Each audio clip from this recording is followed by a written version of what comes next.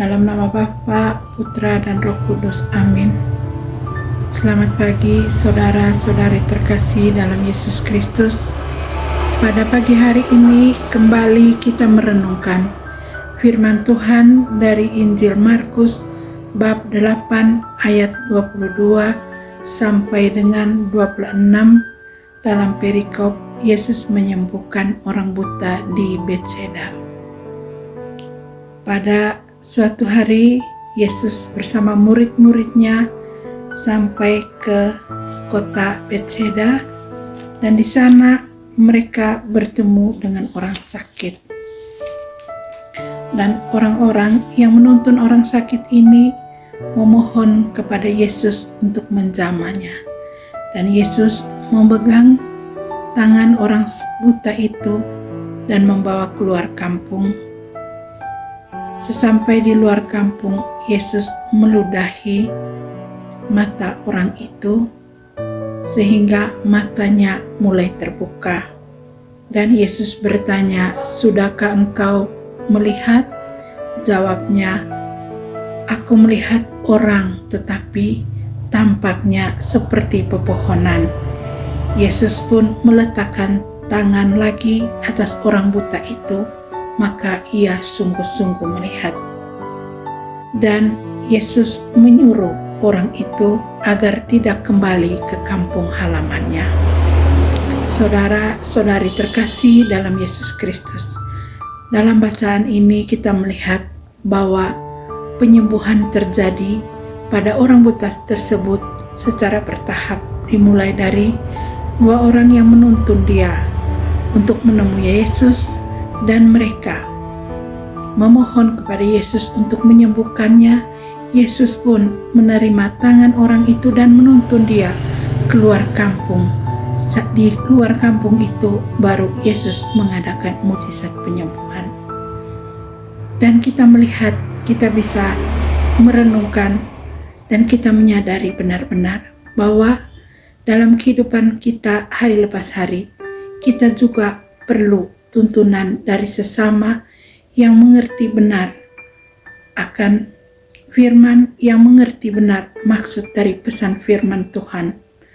Secara bertahap juga kita bisa dicelikan dari mata batin kita yang tadinya buta terhadap pesan firman Tuhan, dari pendengaran, dari penglihatan kita bisa melihat bahwa kuasa Yesus sungguh ajaib dan nyata.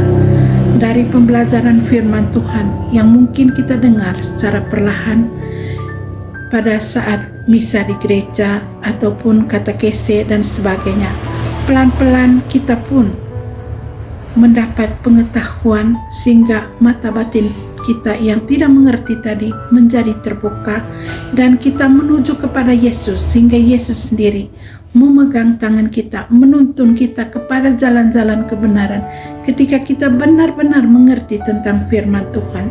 Dan pertama mungkin kita hanya melihat beberapa kebenaran yang terjadi pada kehidupan kita, tetapi hari lepas hari ketika Yesus selalu menjamah kita, akhirnya kita menyadari benar-benar pesan dari firman Tuhan itu adalah kebaikan dan kebenaran. Di dalam firman itu juga ada janji-janji manis yang Tuhan berikan kepada kita, seperti kita melihat pada bacaan kitab Kejadian ketika Nuh mengalami 40 hari terombang-ambing di atas bahtera karena air bah yang Tuhan berikan untuk memusnahkan manusia karena manusia melakukan perbuatan dosa. Nuh dengan tenang, Nuh menanti dengan pasti selama 1 bulan untuk mendengar apa yang Tuhan mau terhadap dia. Setelah 1 bulan, Nuh menunggu dan dia menyuruh melepaskan seekor burung merpati untuk pergi dan melihat keadaan daratan.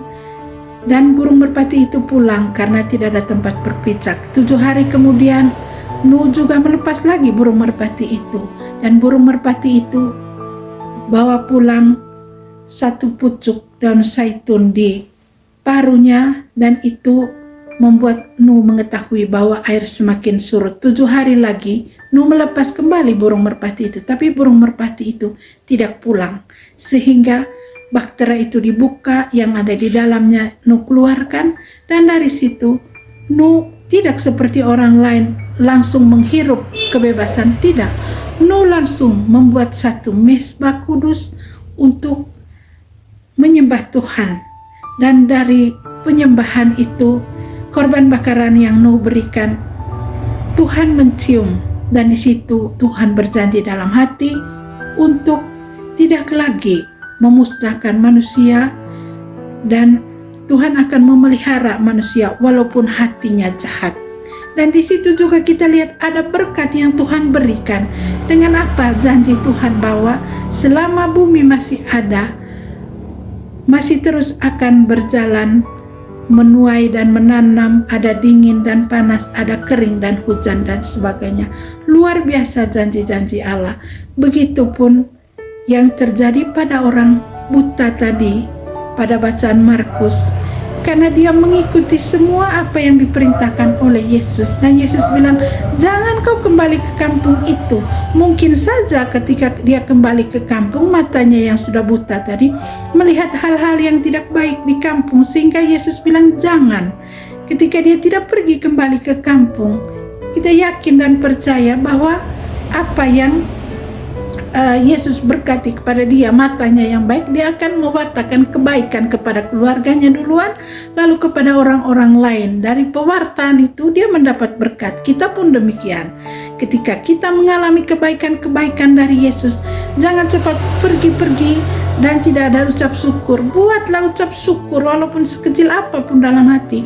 Mengucap syukur dalam doa, sehingga Tuhan tahu bahwa kita sangat menghargai, sangat melekatkan diri kepada Tuhan, sehingga ada berkat-berkat yang seperti janji Tuhan pada Nuh bahwa tidak akan berkesudahan. Kita pun ketika kita belajar, mata batin kita terbuka, kita sungguh-sungguh belajar dan mengerti apa yang tidak boleh, apa yang boleh dalam firman Tuhan, dan membagi segala kebenaran dan kebaikan, Tuhan akan memberkati kita berlimpah-limpah, terutama umur yang panjang, kesehatan jiwa dan badan, dan turunan-turunan kita akan menjadi tunas-tunas yang baik dalam kehidupan kita.